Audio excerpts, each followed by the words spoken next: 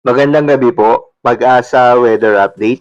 Alamin ang lagay ng panahon bukas ng Linggo, October 29, 2023 at sa mga susunod na araw. At latest update sa low pressure area na binabantayan sa labas ng Philippine Area of Responsibility.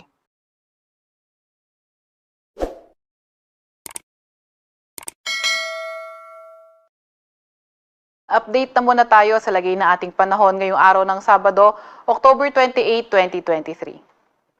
Sa kasalukuyan nga ay northeast monsoon o amihan nakakaapekto sa may northern Luzon area, pati na rin sa may silangang bahagi ng Central Luzon. And also, etong northeast monsoon magdadala ng partly cloudy to cloudy skies na may mga mahihinang pag-ulan dito sa areas ng Cagayan Valley, Cordillera Administrative Region, Ilocos Region, pati na rin sa may Aurora. Para naman sa lagay ng panahon sa Metro Manila at sa ating buong kapuluan or sa nalalabing bahagi na ating kapuluan, partly cloudy to cloudy skies din naman tayo pero may mga tsansa tayo ng mga localized thunderstorms at mas mataas yung mga tsansa ng mga localized thunderstorms dito sa area ng Ilocos Norte pati na rin sa may Quezon. Kaya yung ating mga Regional Services Division maglalabas ng thunderstorm advisory, rainfall advisory o di kaya heavy rainfall warning kung kinakailangan. Meron din pala tayong isang namomonitor na low pressure area sa labas ng ating Philippine Area of Responsibility. Minomonitor natin to at sa kasalukuyan mababa naman yung chance na ito ay maging bagyo in the next 24 to 48 hours pero hindi natin tinatanggal yung posibilidad na ito ay pumasok na ating Philippine Area of Responsibility. Para naman sa lagay ng panahon bukas, October 29, inaasahan natin dito sa may kanlurang bahagi ng Southern Luzon, maliban sa Calabarzon, partly cloudy to cloudy skies, pero may mga chance pa nga rin ng mga localized thunderstorms. Samantalang sa Metro Manila at sa nalalabing bahagi ng Luzon area, partly cloudy to cloudy skies din naman tayo, pero mga may hinang pag-ulan naman yung ating inaasahan. Agwat ang temperatura para sa may Metro Manila, sa may Lawag, Puerto Princesa at Calayan Islands 24 to 32 degrees Celsius. Sa may Tagaytay naman ay 22 to 31 degrees Celsius, sa Baguio ay 16 to 23 degrees Celsius, sa Tugigaraw ay 22 to 31 degrees Celsius at sa Legazpi ay 25 to 32 degrees Celsius.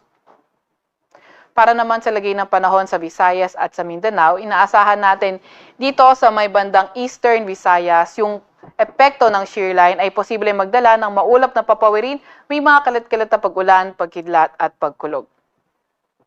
Sa nalalabing bahagi naman ng Visayas at ng Mindanao, partly cloudy to cloudy skies, inaasahan natin na may mga tsansa ng mga localized thunderstorms.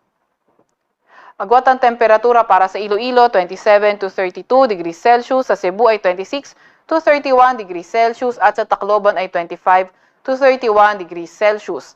Sa Zamboanga naman ay 24 to 33 degrees Celsius, sa may Cagayan de Oro ay 24 to 31 degrees Celsius at sa Davao ay 24 to 32 degrees Celsius. Wala pa rin tayong nakataas na gale warning sa kahit na anong baybay na ating bansa, pero ingat pa rin sa papalaot sa may Northern Luzon area dahil katamtaman yung magiging alon ng karagatan. Para sa 3-day weather outlook ng mga pangunahing syudad sa ating bansa, inaasahan natin sa may Metro Manila from Monday to Wednesday, patuloy pa rin yung partly cloudy to cloudy skies condition natin na may mga chance nga lang ng mga light rains. Agwat ang temperatura sa Metro Manila in the next 3 days maglalaro mula 23 to 32 degrees Celsius. Sa Baguio naman for Monday and Tuesday, cloudy skies with light rains yung inaasahan natin.